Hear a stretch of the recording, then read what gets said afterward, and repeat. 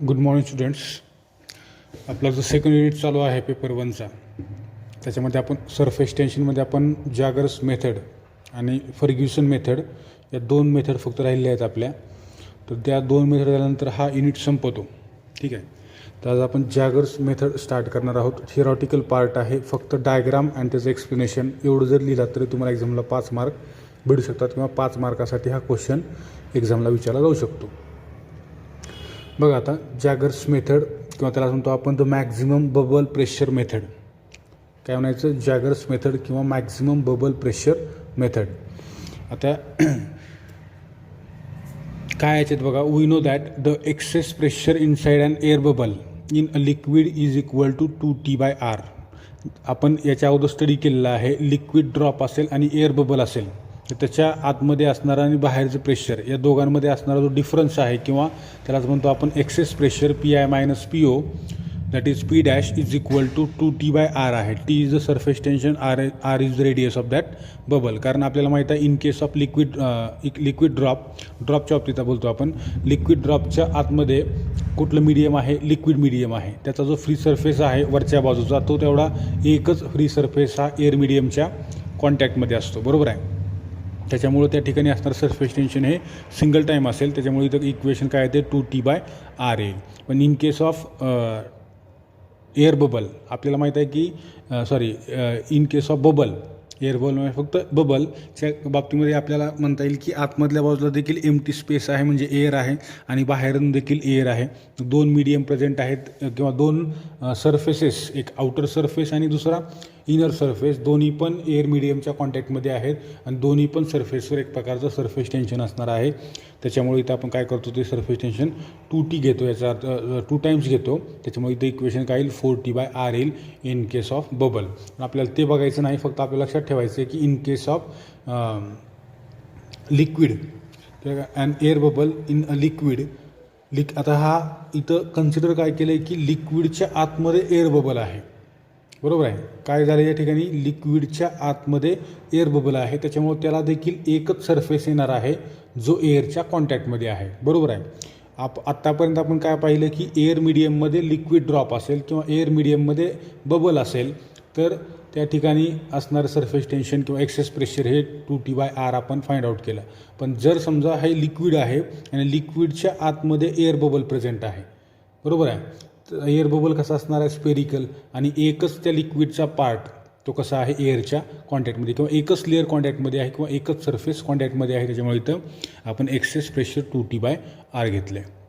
आता त्याच्यानंतर बघा, T म्हणजे सरफेस टेन्शन आहे, R is the radius of bubble, हे देखील आपल्याला माहीत आहे.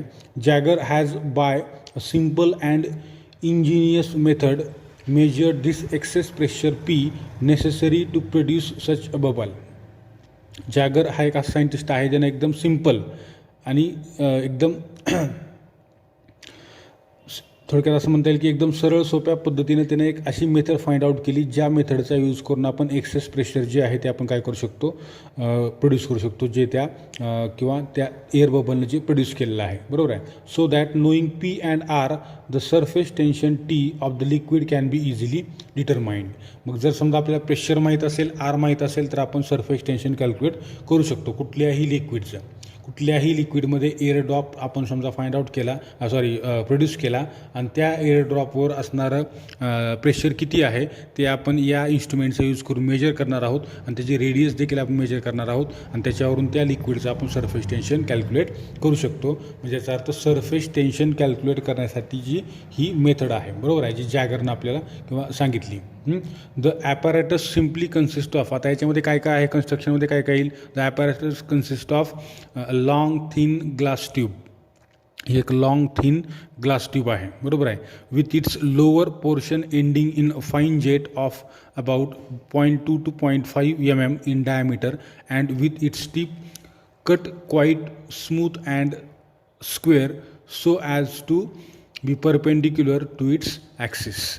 इथं दाखवलं त्याने आपल्याला की या ठिकाणी इथं आहे त्यांनी काय केलं, या ठिकाणी एक लॉंग ग्लास ट्यूब कन्सिडर केलेली आहे, लॉंग थिन ग्लास ट्यूब, ज्याची डायमीटर ही कशी आहे 0.2 to 0.5 एवढ्या मिलीमीटरची त्याची डायमीटर आहे आणि खालच्या बाजूचा हा जो पोर्शन आहे हा अशा प्रकारे कट केलेला आहे की या ठिकाणी एक इथं दाखवल्याप्रमाणे एअर बबल हा तयार झाला पाहिजे, बरोबर आहे. आता बघा पुढे, this dips in the experimental liquid contain in a vessel with about 4 to 5 centimetre of its length inside the liquid and the diameter of the vessel being at least 8 centimeter to ensure the flatness of the liquid surface in it. आता याच्यामध्ये काय केलेलं आहे की या liquid सरफेसची जी diameter आहे ती 8 centimetre आहे जवळपास, बरोबर आहे. आणि त्याच्या आतमध्ये ही जी काय थिन ग्लास ट्यूब आहे ती 4 to 5 सेंटीमीटर डीप केलेली आहे, बरोबर आहे. It is then connected to a manometer. नंतर हे कुठं कनेक्ट केलेलं आहे, या ठिकाणी मॅनोमीटरला कनेक्ट केलेलं आहे, बरोबर आहे. यम अँड बघा काय म्हणले, it is then connected to manometer M, manometer symbol दाखवलं तर M, and a Woulfe's bottle ही जी या साईडला आहे याला म्हणतो आपण वुल्फ्स बॉटल इकडल्या बाजूची, बरोबर आहे. Fitted in a dropping funnel F containing water, बरोबर आहे. ड्रॉपिंग फनेल आहे आणि ही वुल्फ्स बॉटल आहे, बरोबर आहे. Containing water or mercury as shown in figure. याच्यामध्ये मर्क्युरी पण घेऊ शकतो आपण, वॉटर पण घेऊ शकतो. आता ते डिपेंड आहे की आपण कशाचं सरफेस टेन्शन मेजर करणार आहोत, त्यानुसार आपल्या या ठिकाणी त्या डेन्सिटीचं लिक्विड घ्यावं लागेल, बरोबर आहे. पुढे बघा, the liquid used in the manometer M is xylol, a liquid hydrocarbon in preference to water because of its lower density. आता मी तुम्हाला काय सांगितलं की आपण आतमध्ये कुठल्या लिक्विडचं सरफेस टेन्शन मेजर करायचं आहे त्यानुसार त्याच्या कंपॅरिझनमध्ये किंवा त्याच्याशी कम्पेअर करता येण्यासारखी डेन्सिटी असणाऱ्या लिक्विडला आपण या ठिकाणी चॉईस करणार आहोत, बरोबर आहे. आता या ठिकाणी आपण काय घेतलेलं आहे, एक लिक्विड हायड्रोकार्बन घेतलेलं आहे याच्यामध्ये, कशामध्ये, in preference to water because of its lower density, so that difference of level in the two limbs may be large. म्हणजे याचा अर्थ ह्याचे का दोन लिम्स आहेत मॅनोमीटरच्या, यांच्यामध्ये येणारा जो हा का डिफरन्स आहे एच हाईट ही कशी असली पाहिजे, लार्ज किंवा मेजरेबल असली पाहिजे, जी आपल्याला मेजर करता आली पाहिजे, बरोबर आहे. म्हणून या ठिकाणी लोअर डेन्सिटीचं लिक्विड कन्सिडर केलेलं आहे. Due to capillary action some liquid rises up into the tube A B. ही ए बी ट्यूब जी आहे या ए बी ट्यूबमध्ये कॅपिलरी ॲक्शनमुळं काही लिक्विड इथं वरच्या लेवलला जाणार आहे. The shape of its meniscus being nearly hemispherical. आपल्याला माहीत आहे की त्या लिक्विड कॅपिलरी ट्यूबच्या आतमध्ये जे लिक्विड राईज झालेला आहे त्याचा जो मेनिस्कस आहे त्याचा शेप कसा असेल, हेमिस्फेरिकल असेल, बरोबर आहे. Some air is now forced into the tube by dropping water into the Woulfe's bottle. नंतर आपण काय करणार आहोत या ठिकाणी, some air is now forced into the tube by dropping water into the Woulfe's bottle. या Woulfe's बॉटलमध्ये जर समजा आपण वॉटर ड्रॉप केलं वरच्या बाजूनं तर काय होईल, या ठिकाणी इथं जी एअर आहे या भागामध्ये ही एअर काय होईल या ठिकाणी फोर्स किंवा ती एअर या ठिकाणी एक प्रेशर प्रोड्यूस करेल या डायरेक्शनला, विच डिप्लेसेस इट्स ओन. त्याच्यामुळं काय होईल, इथं एअर बबल तयार होणार आहे, बरोबर आहे. म्हणून त्यांनी काय म्हणले की some air is now forced into the tube by dropping water into the Woulfe's bottle which displaces its own volume of air from it. त्याच्यामुळं काय होईल, याच्या आतमध्ये जी एअरची व्हॉल्यूम आहे ती काय होईल, या डायरेक्शनला डिस्प्लेस होणार आहे, बरोबर आहे. पुढे बघा, the liquid column in A B, the liquid column in A B tube जी आहे याच्यामध्ये जो काही लिक्विड कॉलम या ठिकाणी राईज झालेला आहे, thus slowly moves down until it reaches B. तो लिक्विड कॉलम काय होईल, स्लोली मूव होत जाईल खालच्या बाजूला, तोपर्यंत मूव करायचा आहे किंवा तोपर्यंत या ठिकाणी वॉटर ॲड करत चालायचं आहे जोपर्यंत इथला जो लिक्विड कॉलम आहे त्याची हाईट 0 होत नाही किंवा तो लिक्विड कॉलम कुठं आला पाहिजे, बीला आला पाहिजे, बरोबर आहे. आता याच्यानंतर बघा, when bubble is form there, म्हणजे तोपर्यंत आपल्याला इथं वॉटर ॲड करत चालायचं आहे आणि इथली एअर या डायरेक्शनला आपण फोर्स करणार आहोत जोपर्यंत इथला लिक्विड कॉलम इथं खाली येत नाही आणि खालच्या बाजूला एक एअर बबल प्रोड्यूस होत नाही तोपर्यंत, बरोबर आहे. The liquid column in A B the slowly moves down until it reaches B when bubble is form there. ठीक आहे. The radius of curvature of the bubble gradually decreases with increasing pressure inside it. काय म्हणलं त्यांनी आपल्याला, radius of curvature of bubble gradually decreases. Radius of curvature जो आहे त्या बबलचा तो काय होईल, त्या ठिकाणी ग्रॅज्युअली डिक्रीज होईल with increasing pressure inside it. कसं, त्याच्या आतमध्ये प्रेशर काय होईल, इन्क्रीज होत जाईल, until it reaches the minimum value and the bubble acquires a more or less hemispherical shape with radius R equal to that of the aperture at B, the pressure inside being now the maximum as indicated by the difference of levels H in the two limbs of the manometer. आता या ठिकाणी आपल्याला air bubble जो आहे तो अशा प्रकारे form करायचा आहे की इथं जी आपण ग्लास ट्यूब यूज केलेली आहे त्या ग्लास ट्यूबची रेडियस आणि त्या बबलची रेडियस ही इक्वल असली पाहिजे. म्हणजे याचा अर्थ याचा जो कर्वेचर आहे, रेडियस ऑफ कर्वेचर या ग्लास ट्यूबचा तेवढाच रेडियस ऑफ कर्वेचर त्या एअर बबलचा असला पाहिजे. बरोबर आहे. आणि त्या ठिकाणी जो प्रेशर डिफरन्स आलेला आहे तो प्रेशर डिफरन्स आपल्याला या मॅनोमीटरच्या 2 लिम्समध्ये बघायला मिळेल. बरोबर आहे. अँड पुढे बघा, the bubble now becomes unstable. आणि नंतर काय होईल, तो बबल जो आहे तो काय होईल, अनस्टेबल होईल. For any further growth of it tends to increase its radius, which results in corresponding decrease in the pressure inside it due to surface tension, thus destroying the equilibrium between its internal and constant external pressure. It therefore gets detached from the tube and the whole process starts all over again. आणि ही झाली एक reading. परत तुम्हाला काय करायचं या ठिकाणी, तो बबल त्याची रेडियस इन्क्रीज झाली पाहिजे आणि इथून तो मूव्ह झाला पाहिजे आणि परत दुसरी प्रोसेस ती काय करायची तुम्हाला स्टार्ट करायची. बघा, it is imperative that the bubble form first one only one at a time and so slowly that it kinds at least 10 seconds to form one bubble. आता याच्यामध्ये त्यांनी काय सांगितलं आहे आपल्याला, याचे जे काही ड्रॉबॅक्स आहेत किंवा याच्यामध्ये काही ज्या अवघड गोष्टी आहेत ती त्यात पहिली काय आहे, तर only one at a time, एका वेळेस आपण एकच बबल फॉर्म करू शकतो.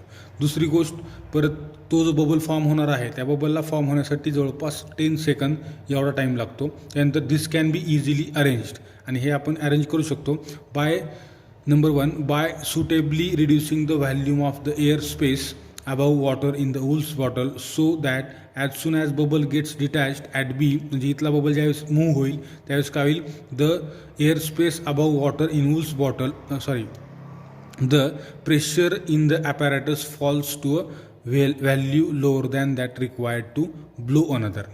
बरोबर आहे. म्हणजे प्रेशरची जी व्हॅल्यू आहे ती इतकी कमी होईल की परत म्हणजे एवढीच कमी होईल की जेणेकरून आपण दुसरा बबल त्या ठिकाणी फॉर्म करू शकतो. अँड सेकंड त्यांनी काय सांगितले, by properly regulating the flow of water from the dropping funnel into the Woulfe's bottle.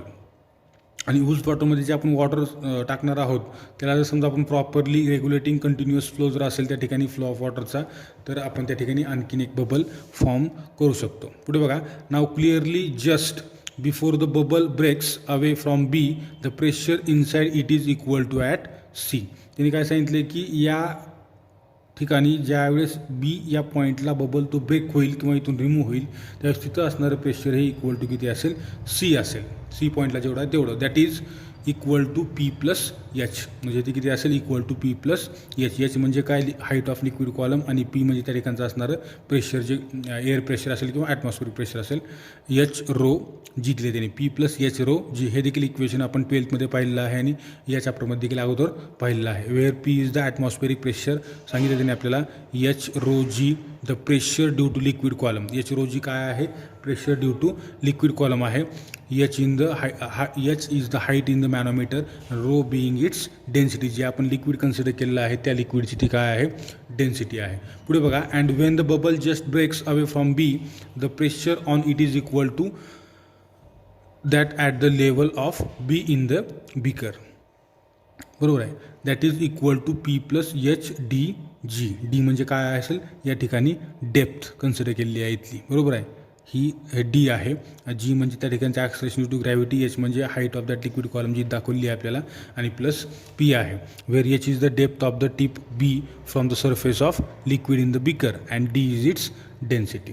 ही तुमची काय आहे, जॅगर्स मेथड आहे. पुढे बघा, and therefore the excess pressure inside the bubble. त्या बबलच्या आतमध्ये असणारं जे एक्सेस प्रेशर आहे ते आपण फाइंड आउट करू शकतो.